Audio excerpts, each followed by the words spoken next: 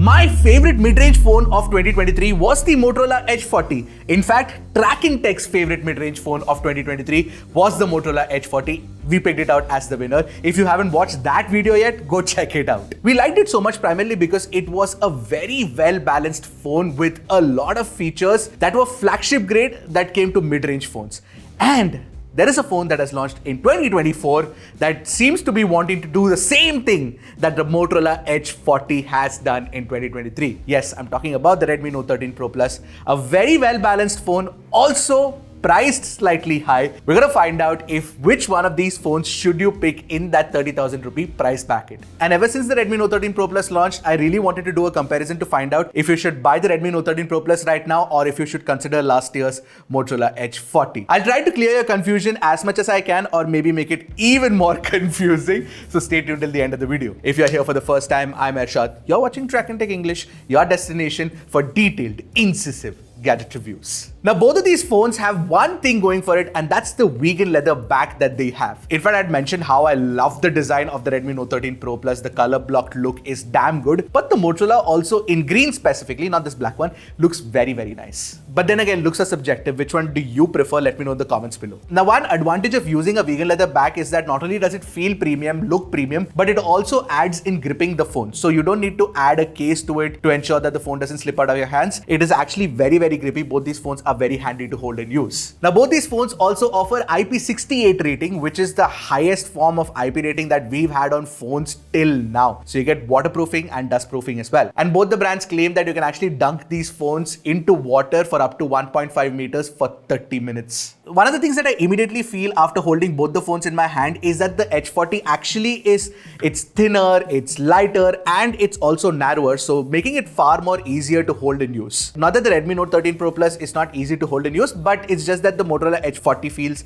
a little more slim. If you like slim and lightweight, then the Edge 40 is the way to go. But if you like it thick, I mean the phone, then the Redmi Note 13 Pro Plus is the way to go. Now, when you talk about the build of a phone, the display protection also matters a lot, and the Redmi Note 13 Pro Plus clearly wins out here because you get Corning's Gorilla Glass Victus protection as opposed to NEC glass protection on the Edge 40. Essentially, if you hold these phones in your hand and if you drop it like this, I think Tejas's heart just skipped a beat out here because this is Tejas's phone, and I can tell him very confidently right now that nothing has happened to it. It's absolutely fine. No scratch either, so that's good. Both the phones are absolutely fine. But I mean, the Redmi will probably take the fall even better when you put it down on a hard surface because it has Gorilla Glass Victus. Now, talking about the ports and buttons situation, you've got very similar situation out here. You've got a power button on both. You've got a volume rocker on the Redmi Note 13 Pro Plus. You've got separate volume buttons on the Edge 40. That apart, you've got a Type-C port at the bottom. You've got a SIM card tray too. There is no headphone jack, of course, and there's a stereo speaker setup on both, but the stereo speaker setup is a proper stereo speaker setup on the Redmi Note 13 Pro Plus, whereas on the Edge 40, it's along with the earpiece. Now, when you open the SIM tray, you will notice that the Motorola Edge 40 actually has only single SIM support compared to dual SIM support on the Redmi Note 13 Pro Plus, but Moto compensates for that by offering you the eSIM support. Oh, one more thing, the Redmi Note 13 Pro Plus definitely has the IR Blaster Extra as well. So functionality-wise, I think the Redmi Note 13 Pro Plus does have a slight bit of lead, primarily because you've got those extra ports, you've got the IR Blaster, you've also got a Corning Gorilla Glass Victus protection. All of that definitely gives it an edge. Now, one area where Redmi clearly wins it for me is in the display experience. Of course, both of these have curved displays. You get a 6.67-inch curved AMOLED panel on the Redmi, and you get a 6.55-inch curved POLED panel on the Moto. But what Redmi does better is that you get 1.5K display resolution compared to Full HD Plus on the Moto. That apart, you've also got 1920Hz of PWM dimming on the Redmi, which is not present on the Moto. So low light flicker is going to be there when you actually reduce the brightness. Also, the peak brightness on Redmi is much higher. So basically, you get 1800 nits of peak brightness compared to 1200 nits on Moto. And not just peak brightness, even when you take the phone outside an HBM mode, when high brightness mode kicks in, then Redmi is definitely brighter than the Motorola Edge 40, that's for sure. Not that the Edge 40 is not bright, but Redmi is just brighter. Also, very importantly, Redmi has 12-bit Dolby Vision support as well, which is, Dolby Vision support out of the box. You get that on Netflix. So HDR video playback, whether it's on Netflix or YouTube, actually did look better to our eyes on Redmi compared to Motorola. Motorola does have one advantage in the form of the refresh rate, where you get 144Hz refresh rate as opposed to 120Hz on Redmi. But I think that's just a bit of a vanity metric, because when you actually, scroll through to a 144Hz refresh rate display right next to a 120Hz one, you won't really be able to tell the difference. In our testing, what we notice is definitely the color accuracy is better on the Redmi Note 13 Pro Plus with the Pro mode. Motorola tends to be a little too warm. So when you look at it overall, Redmi's display is definitely brighter. It offers Dolby Vision with HDR support, which actually plays back better compared to Motorola as well. Now, if you want to round up the multimedia experience, then you also have to talk about the speaker setup. What we noticed is very, very interesting. Despite using proper stereo speakers on the Redmi Note 13 Pro Plus, we think that the Motorola Edge 40 is actually tuned better. Both of these support Dolby Atmos, but Motorola Edge 40 sounds better. Take a listen to it for yourself and let me know what you guys think.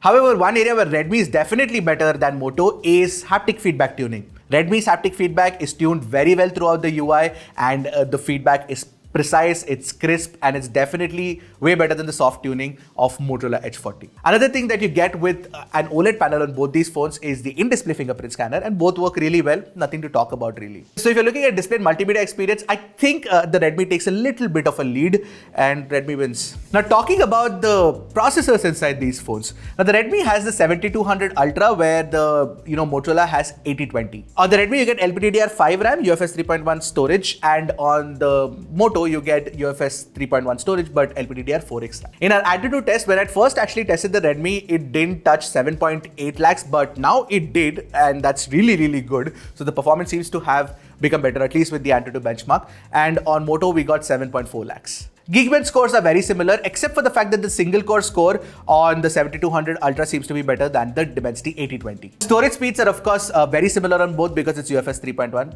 Nothing to highlight really. Now in a CPU throttling test where we engaged 40 threads for 30 minutes, we got a CPU stability on the Redmi of 79%, whereas Moto returned 85%. Now while the stability might seem better on Moto, slightly better, but what is more important to note is that Redmi actually offers higher processing or faster processing basically, and it keeps that stable for a long time. So the average GIPS is much higher. Now, if you're a gamer, if you're playing BGMI, then you can expect smooth extreme graphics or HDR ultra graphics on both the phones. However, Redmi did have one advantage when we were testing it out. COD Mobile runs at 90 FPS, whereas Moto doesn't. So technically, I feel like the GPU is slightly more powerful on Redmi, and overall performance also seems to be slightly better on Redmi compared to Moto. But yeah, I mean, it's like a 19-20 ka farak, like they say in Hindi. Now, with respect to network connectivity, you can expect NFC on both, and it works really well. And you get support for Wi-Fi 6 on both the phones. But Moto seems to have support for a few more 5G bands, so you get support for 14 5G bands compared to 10 5G bands. That gives it a little bit of an advantage, so it might have a wider coverage area. That's like basic to understand. But otherwise, when we were testing it out in India, Airtel and Jio works fine on both the phones, and we didn't face any sort of network issues or any sort of call drops or connectivity issues either.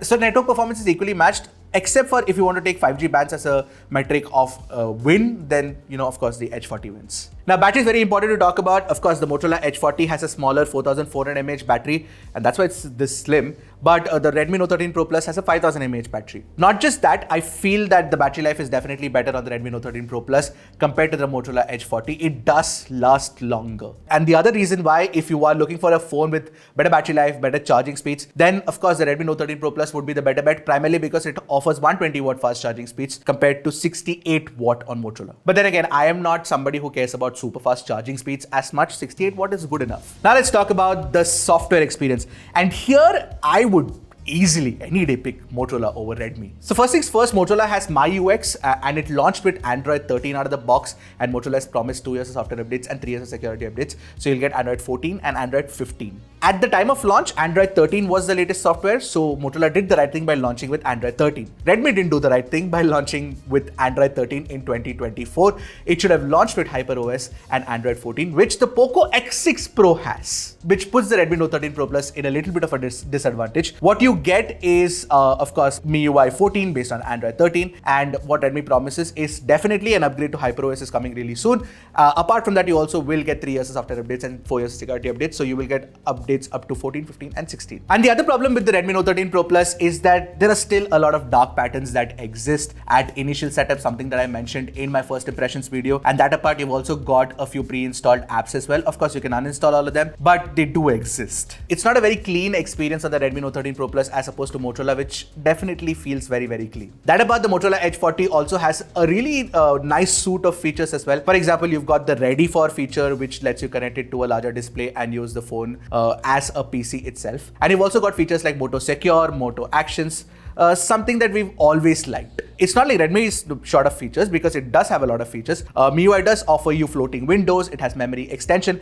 In fact, I do like MIUI and HyperOS when I tested it out on the Poco X6 Pro was even better. So I'm really waiting for that HyperOS update on the Redmi Note 13 Pro Plus. When the HyperOS update comes, I think my views would be slightly different as to what it is right now. I'll definitely update what I think about it in the pinned comment below. So also keep this video saved somewhere. Alright, let's talk about the cameras. Camera setup wise, you've got 3 cameras on the Redmi Note 13 Pro Plus. You've got a 200MP primary, 8MP ultra wide, 2MP macro, and on the front you've got a 16MP selfie camera. The Edge 40 on the other hand has a 50MP primary, 13MP ultra wide, which also doubles up as a macro, and a 32MP selfie camera. Specs are one thing, let's talk about the pictures and the quality of the pictures. When it comes to details, Redmi captures more details than Moto does when the pictures are pixel binned. When you actually pixel peep at 100% crop, you can see that the solar panels and the window railings are more better detailed and fleshed out on Redmi compared to Moto. You've also got in-sensor 2x crop on the Redmi Note 13 Pro Plus. You've also got a 4x in-sensor crop. Now, when you look at the 2x in-sensor crop images,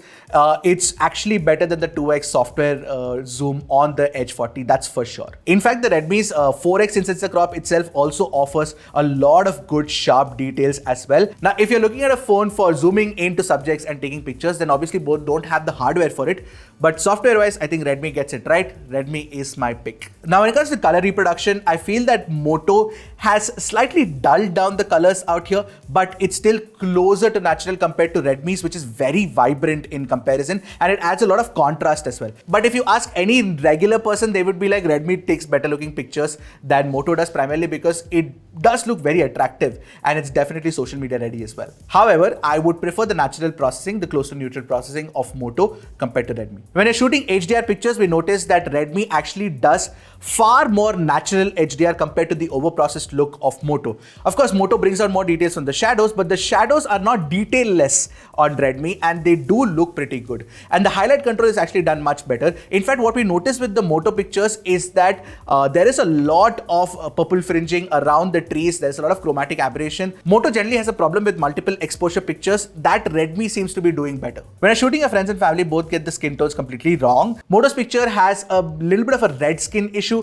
whereas Redmi has turned the skin a little pale and orangish. Both weren't very close to what we actually saw with our real eyes. Redmi also does some sort of skin smoothing, so it reduces the details on the skin, whereas on Moto's image, there's enough contrast and details in the image. So I would actually gravitate towards Moto's pictures over Redmi's, but then again, I mean, both could have been better. Now, when you're shooting pictures of people against the light, Redmi does better HDR once again.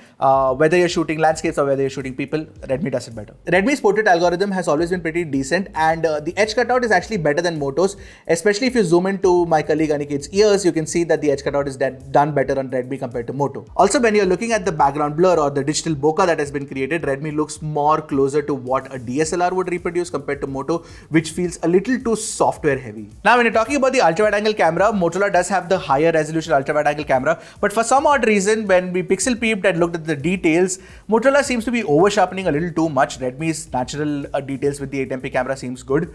Which one do you like? Let me know in the comments below. Color science consistency is not great on both, but Motorola seems to be doing it slightly better than Redmi. Now, talking about low light shots with the primary camera, the image shot of the Redmi Note 13 Pro Plus is definitely brighter and it has more details around the shadow region as well. Redmi's night mode seems to be bringing in more exposure and light to the image, so it does look a little more vibrant compared to Moto's. It could be a little too dark for a lot of people. Which one do you prefer? Let me know in the comments below. I generally prefer the Redmi over the Moto out here. And when you're shooting pictures in low light using the ultra wide angle camera, both are actually very terrible. I would use neither of these shots, especially because Moto's sample, just look at the amount of purple fringing going around. There seems to be a lot of issues with processing and artifacting in Moto's pictures. When it comes to shooting macro pictures, it's very easy. Motorola actually uses the 13MP camera, the ultra wide angle camera for shooting macros. and it just pulls out more details than compared to a 2MP macro, obviously. Now when it comes to selfies, the details and skin tone is actually much better on the Redmi Note 13 Pro Plus compared to the Moto, despite the fact that Moto has a higher resolution sensor. Moto seems to be making the skin a little too pale and there aren't too many details either. For selfies, I would definitely pick Redmi over Moto. But when you're clicking HDR selfies, Moto seems to be processing slightly better. The highlights are controlled well and there are enough details in the shadow region as well. And Redmi tends to increase the contrast a bit, which makes the face look a little weird. Even with selfie portraits, Moto seems to be doing better. All the problems with the processing and algorithm with the primary camera and the ultra wide doesn't seem to have translated to the selfie camera, where the portrait and the HDR seem to be better on Moto compared to Redmi. In low light selfie samples, we notice that Redmi does have the option for night mode compared to Moto, but Redmi overprocesses the image to such an extent that it looks really bad. I would rather pick Moto out here. Now finally coming to video recording, you can actually shoot 4K 30fps videos using the primary camera on both the phones. Now what we notice is that the stabilization seems to be better on Redmi, but the HDR processing and the audio quality is better on Moto. This is the video sample recorded using the Motorola Edge 40 and the Redmi Note 13 Pro Plus. Both are using its primary lens. So what would you guys go for? Do you want just better stabilization when you're recording videos, or do you want overall better quality, especially good HDR performance and good audio quality? Then I would say the Moto does it better. And in ultra wide angle video recording, again, Motorola seems to have a huge advantage, primarily because you can shoot 4K 30fps videos using the ultra wide angle camera, whereas Redmi does 1080p 30fps. With the front camera, you get 1080p 60fps on Redmi Note 30 Pro Plus, but you get 4K 30fps on Moto, so Moto definitely has the advantage. Alright, finally, let's take a stock of the situation. Let's talk about the price first. Motorola, when it launched, was about 30,000 rupees, but right now you can buy one for about 27,000 rupees and maybe extra with card discounts. Redmi, of course, is priced at 32,000 rupees, but of course with card discounts you can get it for under 30,000 rupees. So there's definitely a 5,000 rupee gap between the two. But with that extra 5,000 rupees, what you get on the Redmi Note 13 Pro Plus is definitely a better build quality with the Corning Gorilla Glass Victus protection. You also do get a far better display, that's for sure, and you get a fairly good camera performance, plus battery life is definitely better compared to the Motorola Edge 40. Obviously, the advantage for the Redmi right now is that it has launched at a later time, so therefore you will also get one extra year of software update as well. So would you pay that 5,000 rupees extra and buy the Redmi Note 13 Pro Plus, or save some money and buy the Moto Edge 40 instead? I'd love to know. So even if you buy the Moto Edge 40 or if you choose the Edge 40 and save some money, you wouldn't be wrong in picking this one. It's still our best phone of 2023, remember? Alright, so that's it for this comparison, something that I really wanted to do. Hope you guys enjoyed it. I'll see you guys in the next one. Until then, keep tracking and stay safe.